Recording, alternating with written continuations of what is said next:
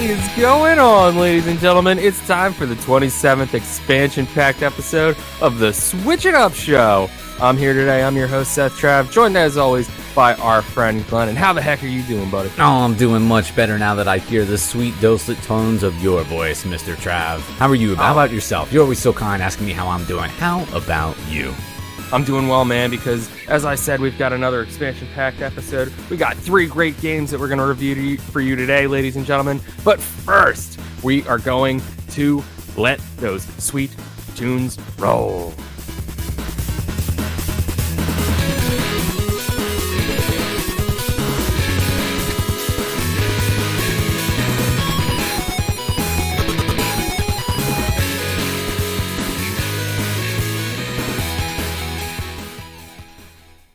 That's right, ladies and gentlemen. Anamanaguchi. Look them up, tweet them, let them know that they should play a show for the Switch It Up Show. That's it, man. Acoustic Anamanaguchi. I think that would be insane. Xylophones only. What else is insane, my dude, is what I've been finding as I was digging around in my old inventory. That's right, ladies and gentlemen. It's the segment where we talk about what we're playing this week on the Nintendo Switch. And my guy, I gotta tell you, I have been sucked completely into the world of Xenoblade Chronicles 2. Oh, dude, you gotta tell me about this because that actually came out the same day as the Resident Evil collection, which I've been playing. So, I feel like you can kind of fill in the blanks because I'm like, oh, do I want to start Xenoblade right now? I'm like, well, let me hold up on that. So go ahead, tell me a little bit about it. So it's a very interesting RPG. It's an open world action RPG. It's interesting how it plays. It's one of those ones where you just are automatically attacking, like as soon as you target an enemy, and then they do like their attack moves a little bit, and then as that happens, you have the charged up super moves, and then you can link skills and do all kinds of crazy awesome things, tons of upgrades, awesome, really deep, rich story, incredible graphics, touching, pretty heartwarming. The only gripe I have with it, I don't know about everybody else playing this thing, but I can't stand this English voiceover. The English VO does not match up for me, except for like 2 or 3 characters. The rest, they're just not playing at all. But luckily, you can go to the eShop and download the Japanese audio and play that way. So I have yet to do that, but I am going to. I just keep picking it up and playing it, because I'm just like, I'm in the level up stages right now, and I'm really enjoying it, so. Good, man. Good stuff. Yeah. Good stuff. I've been just starting to get my feet wet with the Resident Evil collection for Switch. I happen to have a little bit of credit at the GameStop location and strolled down there and was able to pick it up for I think I had to pay like $22. So I was happy. I was happy with that. I was waiting specifically to be able to play these games on the Switch because never played them before, and I wanted another horror themed game for Switch. They're really starting to kind of I don't know, what's the word, trickle down onto the console. There really haven't been too many of them, but I feel like now all of a sudden they're starting to be like Fast and Furious. What's really weird is that the cartridge only has the first Resident Evil Revelations on it. They actually give you a download code for the second one. So I don't really know that's really weird. What's up with that? But I'm having a good time with it. Like I said, I'm still in the beginning stages of it. So if anybody out there is playing Resident Evil Revelations, has any tips or tricks for me, or just kind of wants to talk about it a little bit, let me know what you think. I feel like a lot of the enemies kind of remind me of Dead Space, and I love Dead Space. So that's a game I would love to see come over onto the Switch. That'd be great. Especially You're playing the first one, right? Yeah. You didn't jump straight to Revelations 2 for your girl Jill Valentine? Oh, or no. You like Veronica? No, you gotta love Jill Valentine now. Claire Redfield. Claire Redfield. That's your girl from Code Veronica X. Oh, it's a great game, man. It's great.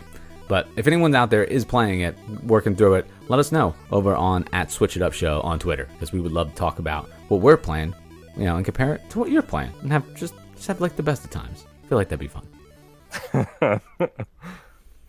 Lord knows I love the best of times. We're always looking for them. And ladies and gentlemen, we got some great times coming up because it's time for Potent Power-Ups. That's right, it's the news. It's the segment where we talk to you all about the things coming up on the Nintendo Switch. And ladies and gentlemen, awesome bit of news that I found out earlier this week.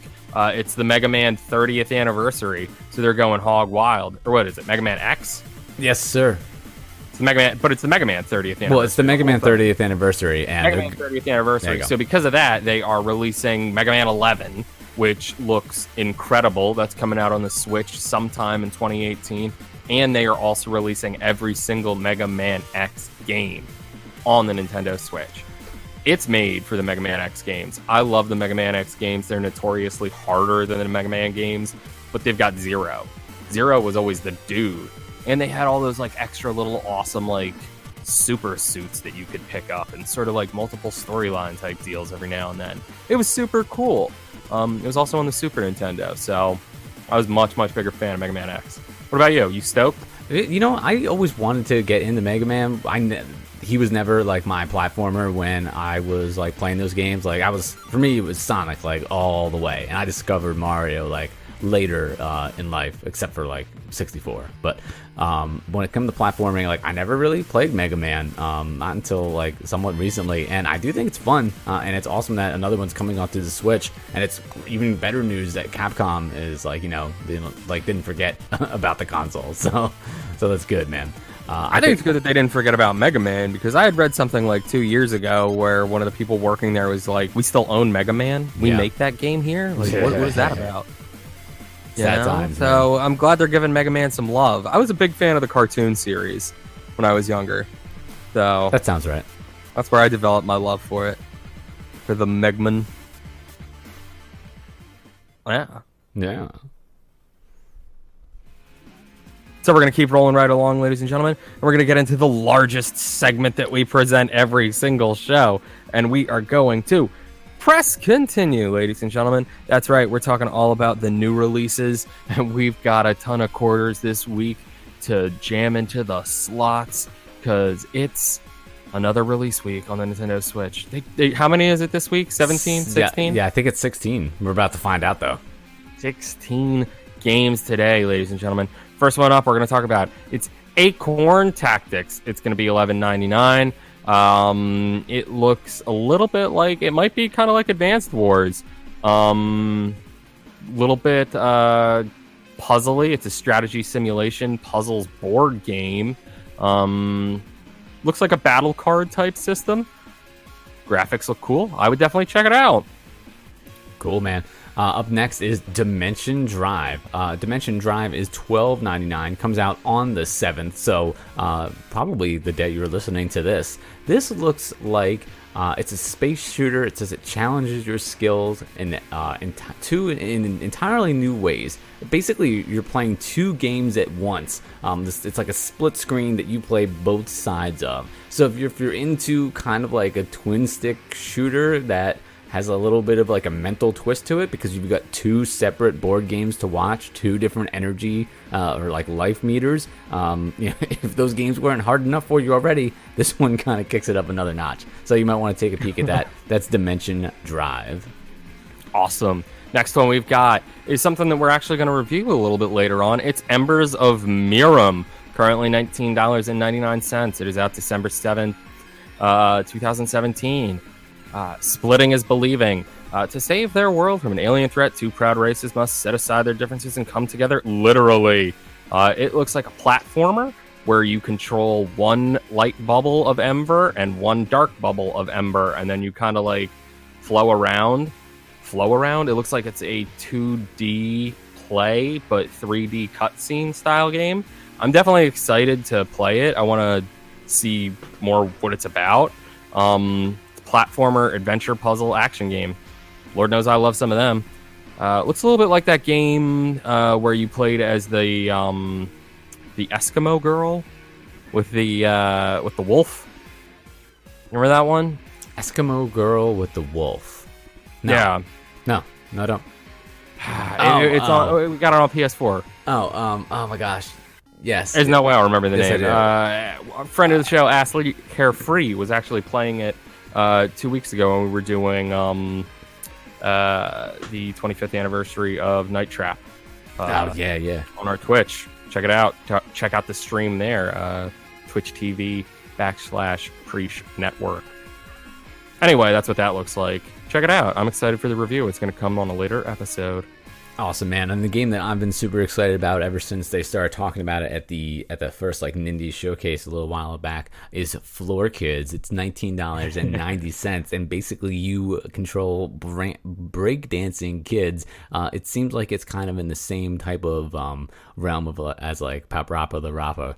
And I mean, that game is awesome. So this game just looks like it's a great time. Like these kids are just like dancing like in like the subway station, in the gym, they're dancing like at school, they're just like cutting a rug like everywhere. I'm all about this, man. I cannot wait to play. A rug, you say? I did. Sorry, I'm over here trying to have a good time. You're, my God, picking apart my language skills. It's not very nice at all. Do you know what a podcast is, Grandpa? Cutting a rug. Go ahead. You go ahead. You hit me with something. Tell me all about this next game. The next game up is one that we're also going to review later on. It's called Human Fell Flat. It looks like you get to throw a dude around in a trebuchet. Awesome. That's all I want to know. We have it. We're going to review it later on. I don't want to spoil too much more of it. Right now, $14.99. What you're going to get on the eShop. Looks like a great physics-based 3D style, almost realistic Angry Birds. I'm definitely stoked to play this one later on. Okay. Fair enough, man. Up next is a game called Phantom Breaker Battlegrounds Overdrive. It is $9.99, also coming out on December the 7th. And this is a side-scrolling beat-em-up with a little bit of anime flair to it. And it supports up to 4 players at a time. So if you're into like, the anime style and you like your beat-em-ups, you might want to check this one out. It's only $9 and 4 people can play it. So I feel like that's a win-win. Nice. Definitely a win-win there. Game that looks like a win to me. A game called Plague Road. It is $10 even. That's a rarity. $10 even on the Nintendo eShop. Comes out December 7th, 2017. You play as what looks like a gun-slinging, old-school bird-masked doctor. Yes, you are in fact the Bird Mask Doctor, confirmed in the description. It is a strategy role-playing game. Ooh, by the dudes over at Arcade Distillery. Yes, oh, cool. Yes. It looks like a tactics RPG as well in here, but you are playing as that creepy Bird Mask Doctor. Yeah, he looks scary. Awesome. It's very vogue right now. Yeah, he looks creepy. Up next is another game that we're going to be talking about. It's called Plantera Deluxe. It is $4.99. And in Plantera, you are growing your own garden and you're also breeding animals to earn coins. It looks adorable. It looks like a game that like kindergartners would play. I am excited to check it out. Looks super colorful, and it's $4.99. But we're gonna hear a little bit more about it in another episode or so. Plantera Deluxe. Next one we've got up is yet another game that we will review on a later episode. It's Red Game Without a Great Name, and it is $2.99 on the Nintendo eShop.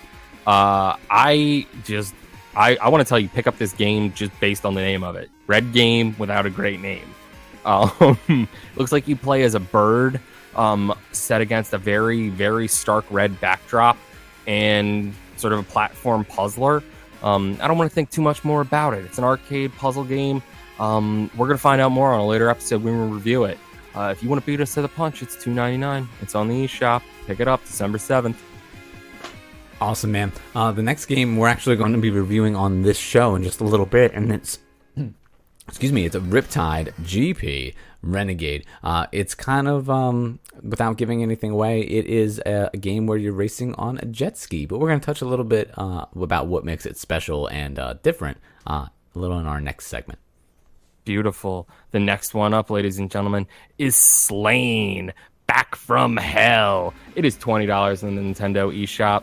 And just based alone on the image that they have here, it's the dude giving you the rock horns, you know what I'm saying, like the rock and roll horns, completely drenched in blood with a sword that is 3 times his body size, and it looks like Sega Genesis graphics. I'm all in. All hail the great horned metal god. I don't think I need much more, man. No, I guess. looks like a hardcore rock and roll style Castlevania. I'm pretty sure I'm going to pick this one up with a gift card come Christmas time. $19.99 on the eShop. Slain Back from Hell. Looks good, dude. I don't know, completely different, type of game. We have Teslagrad, although it is a 2D side-scrolling game, and in this one you are using magnetism and electromagnetic powers as you explore a non-linear world of beautiful hand-drawn environments.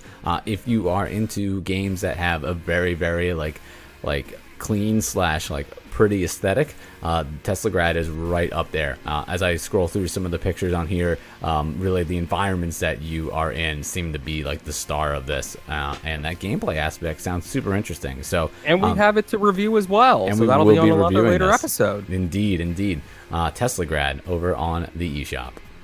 And ladies and gentlemen, you got another one we're going to do later on. It's the Sexy Brutale. It looks like an awesome Clue style pick your own adventure, never-ending sort of puzzle adventure game. Again, I don't want to get too deep into it because we are going to review it on a later episode. It is currently $19.99. Looks like a really fun sort of Pixar Shrek style, DreamWorksy art style, 3D fully. It's the Sexy Brutale. Up next is something completely different, and it's going to be Vostok Incorporated. It is $14.99, and what's interesting about this one is it is a twin-stick action arcade clicker. So as you're going through... Yeah, I know, right? As you're going through this, it is part twin-stick shooter, part first-person shooter, and then also part explore the universe and click on the planets. So it's like a little blend of a bunch of different games. If that sounds interesting to you, it's $14.99. It has a crazy image of a guy riding on a spaceship and throwing what looks like money into the air. Vostok Incorporated, definitely a little bit different. Next game up, ladies and gentlemen, it's Yodanji. It is $4.99 currently on the Nintendo eShop. Coffee break roguelike themed after Japanese folklore tales. I have no idea what that means. It is a role-playing strategy, action-adventure simulation game. It looks a lot like the old-school Final Fantasies. Very much so. And sort of like those Nintendo-era Legend of Zelda games. But with sort of chibi characters. Graphically, it does look very Nintendo. Not even Super Nintendo, very Nintendo. Yodanji, $5 on the eShop. Maybe, maybe not. We'll see. Fair enough, sir. And then we're going to round it out with Tennis in the Face. This is yet another game that we're going to be having featured on an upcoming episode. And when I first saw the artwork on this, it looks like it's out of comic book, and I think the title is really funny. But it's not necessarily a tennis game. You do play as an ex-tennis star, although you're not playing tennis in the traditional sense. You're bouncing a tennis ball off of other objects in order to complete objectives in the level. So in that way, it's very much like a little bit of an Angry Birds with a little bit of a twist to it. I'm sure we're going to find out a little bit more as we have it coming up on a new episode. But until then, if you do want to check it out beforehand, it's $4.99 on the eShop. Tennis in the Face. I love that name, man. Just in the face. Tennis. In the face. In the face. Yeah. I just want every sport in the face. Anything with ball, just in the face. I wanted it to be more intense than what the pictures show it to be. But I guess we'll find out. I haven't played it yet, so I'm sure I will let all of you know. Don't worry. I'm stoked for that review, and I hope y'all are stoked for these reviews because it's time for Let's Play, ladies and gentlemen. It's our review segment, and first up, I'm going to be reviewing a little game called Star Ghost. That's right, ladies and gentlemen. It's Star Ghost. Blast through waves of enemies as you confront the evil Metagon Empire and save the human race. A Metagon war fleet has been detected at the outer perimeter. Patrol 12 star systems in the most advanced starfighter ever built. Navigate the perilous fragments of exploding planets. Survive intense asteroid fight fields and dodge dogfights with deadly sentinel ships as you defend against the relentless onslaught of the formidable Metagon Empire. Soundtrack by renowned composer David Weiss. Huh. I've heard the name David Weiss. Do you know where David Weiss is from? No, is that supposed to ring a bell? I feel like it should. It is currently available on the eShop. It is $8.99. Ladies and gentlemen, this is one of those classic rail type, never ending level scrolling, continue to press the one button and fly, sort of like that old school Line Rider game Copter style games, but with shooting. And you can collect some power-ups and you can shoot down cool enemies, but you still have to avoid a lot of stuff. You have a little bit of a shield. Like I said, there's power-ups. End of the day, it's all about getting the points. The music is good. So this David Weiss guy, I'll give it to you. It's good music. It kept me going in it. Graphically, it's really good. If you like Geometry Wars or Geometry Wars 3, something like that, it's kind of in that sort of vein of art style. All that, ladies and gentlemen, the gameplay itself, I wasn't that happy with it. I feel like this kind of game is right up my alley, but it's not simple enough that I wanted to keep going at it and grinding away for those points, and it's not advanced enough that I cared to struggle. You only have one ship, and I think you max out at like 3 upgrades for each of these things. Like you get like your fire speed, you get your range, I guess, or splatter amount of just coverage of those bullets, and then you have your shield, and then you have your tractor beam, I guess, to help you suck in some of the points, and like the power up things. It does some interesting things. You can catch like viruses, and then you're not able to use your guns, but you could go through this entire game and not shoot a single person. Like if you just miss everybody, you'd still make it and be fine, if that's how you want to play it. But I guess the idea is more get points. It like I said, it's just not advanced enough that I wanted to keep going. Like I expected more gun types, and the controls are a little wonky and they don't really help you out. Like to shoot, you can't actually aim at things. You can either shoot upwards at kind of an angle or downwards at kind of an angle. And then to work your tractor beam, you have to press the left stick in the opposite direction. So to move the gun up or down is literally full up or full down. And then to use your tractor beam, it's to press it left or right. And you can't use your gun when you're using your tractor beam, which feels dumb to me. I don't know. I think if this game got like an update and gave you some unlockable ships or something like that, like gave me some more variety, like give me something for my score at least, because it feels like it could almost be there, but it's not quite. So because of all that, I feel like I got to give this game a 3 out of 5. That's not a bad score considering the gripes that you have, sir. I feel like that's not bad. Yeah, right. You know, because like I said, to somebody this probably is right up your alley, but for me it's just not enough. It's too much of a middle game that it just feels very middle, and so I gave it the very middle score. Yeah. And when you mentioned Copter, I was like, oh, because you were talking about that on the last episode of how like that's like right up your alley. So well, I mean, exactly. Yeah, I feel like people should heed your advice, sir. Speaking of games right up their alley, this one is also not really quite. This one is not up mine. But the game I'm going to be talking about is the Aces of the Luftwaffe.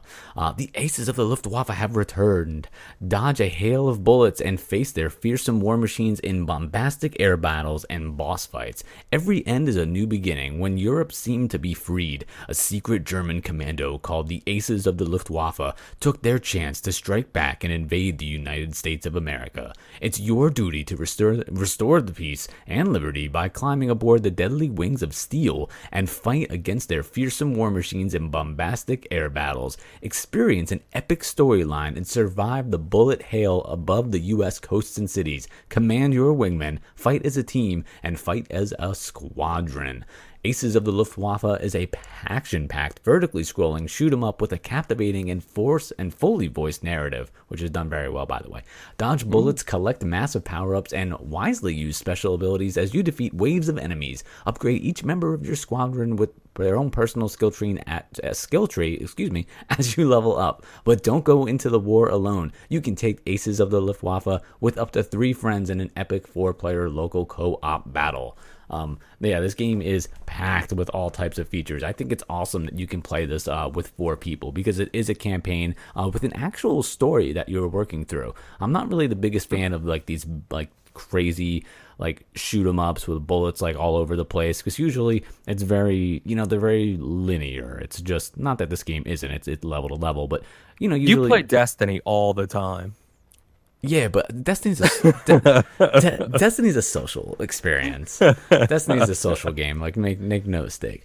But in Aces of the Luftwaffe, there is like a very like powerful narrative that is being told to you by all the different members of your squadron. So as you're playing, you're starting to learn a little bit more about the story, and it's pretty good. It keeps you wanting to play and wanting to see what's next.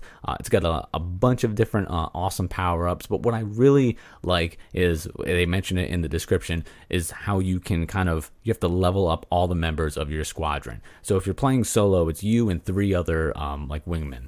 And you have to, as you earn points and progress, you can unlock different skills and abilities for each person. But just like they can have their own different skills that they excel in, they all have kind of like a fear that kicks in at a certain time. So as you're flying around, you'll have one person kind of be like, oh, like I'm super nervous, let nobody fly next to me, I'm going to be all over the level. And you have to try to avoid him as you're also going through and trying to shoot things, because if you touch him, like he'll take away some of your health. You'll also have like another one where they'll be like, oh, I'm scared, so like I'm gonna leave, and they just bail for the whole time. You also have another one that's like a positive one that'll like go into like rage mode and just start shooting everything. It's really cool. The game has a bunch of little surprises like that. The voice acting is, I think, pretty good. You have a different voice for each person. It all sounds good. I think this would be a great co-op type of game. I didn't get a chance to play it co-op, but I really do like it. And the soundtrack is like an orchestral style. It is pretty good. I like this game, and I'm not, like I said, I do, for some reason I seem to like when we start to pick out the games that we're going to review, I do tend to play a lot of these, which is weird because I wouldn't consider myself really big into them. But this one is cool. I like the graphics.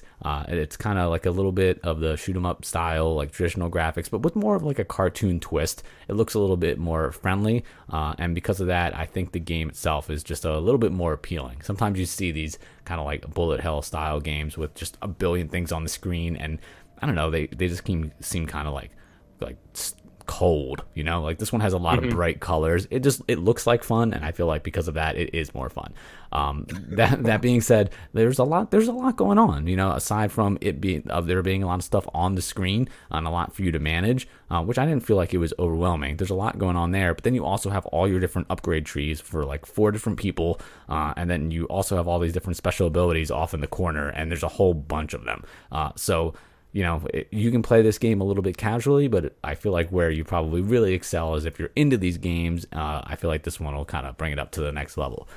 Like I said, I had a lot of fun with this game. I'm gonna give this game a 4.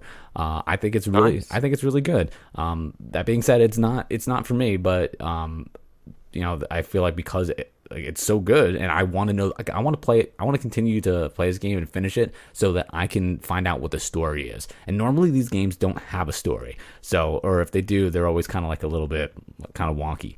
But I like this one. I feel like they did a good job with it. It's making me interested in finding out what happens next. So, Aces of the Luftwaffe. We should check it. You should go check it out, dude. Sounds like a good time. Yeah, man. The next one that we've got up, something that we together did. It's Riptide GP Renegade. It is currently $9.99 on the Nintendo eShop.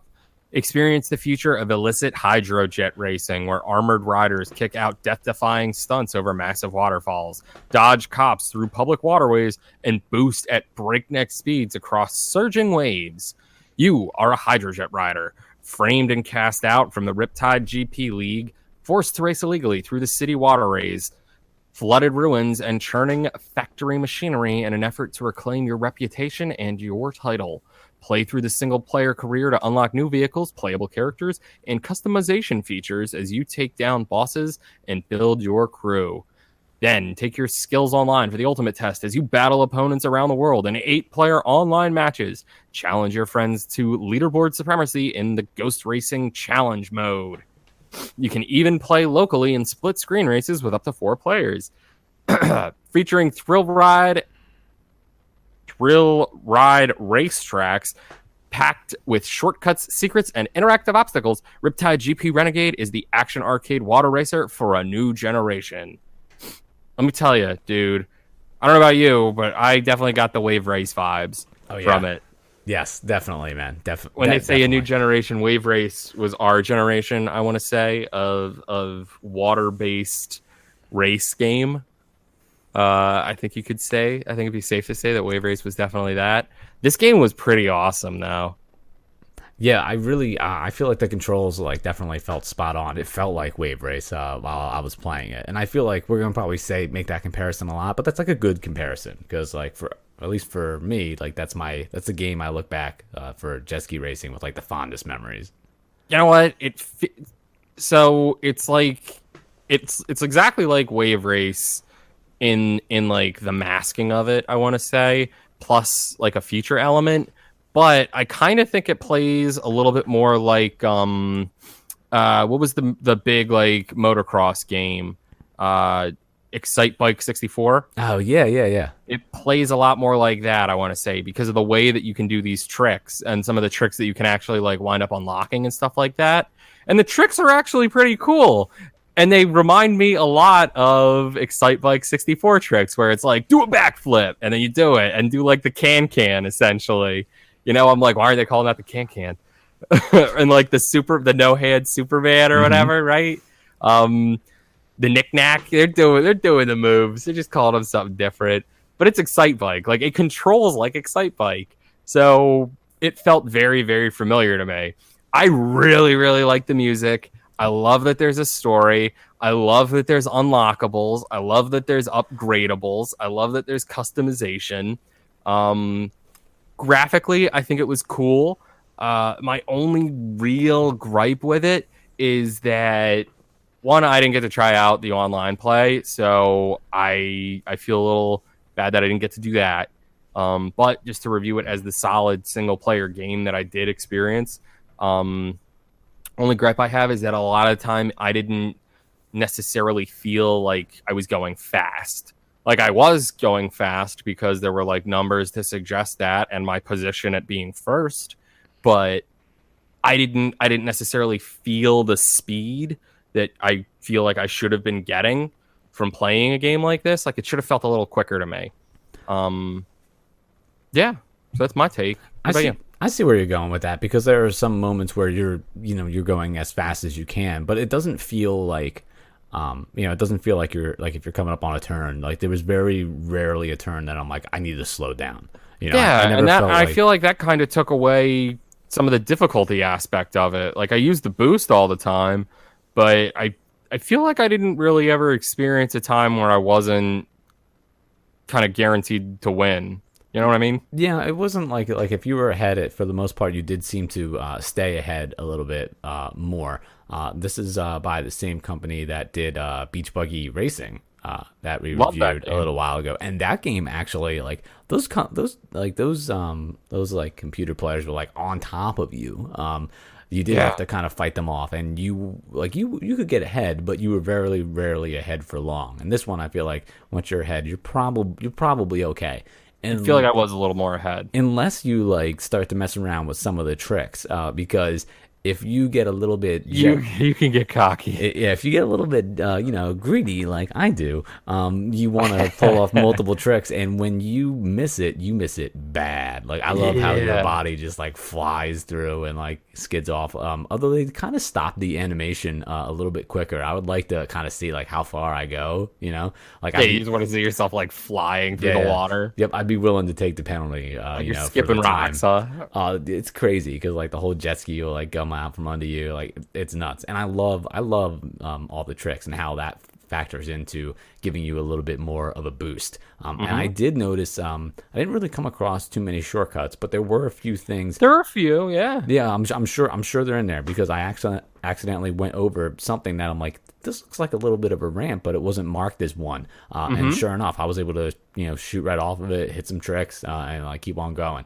I really like how that's integrated into the game. I also tried to do the online play, but I couldn't find anybody to match up with.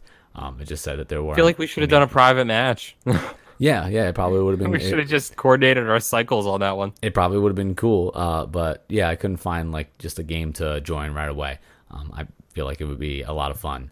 It's neat that there's a little bit of a story, and as you play more, you learn a little bit more about it. But I would like to know about, like, you kind of just start off, and then it's like, boom, you're kicked out of this like league, and I'm like, oh, well, okay. Like I felt a little like just disjointed. I know that's a weird thing to say about like a jet ski racing game, but you were too good. You went to prison, I think, right? For what, like 2 years? Because 2 or 3. So you were in prison for some amount of time. Because when you come back and do your second race, they're like, it's been years.